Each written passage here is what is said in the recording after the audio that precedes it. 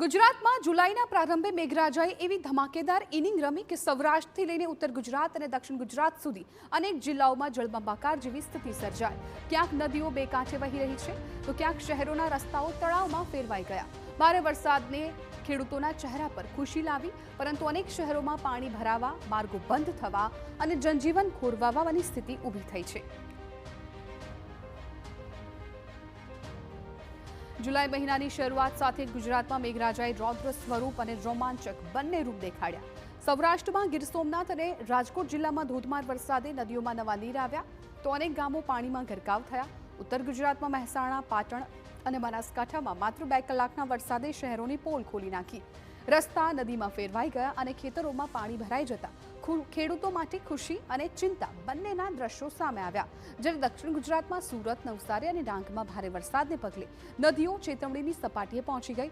Causeway बंध कराया, bridge में गाबड़ा पड्या और अनेक मार्गों पर पाणी फरी वळता वाहन व्यवहार ने असर पहुंची।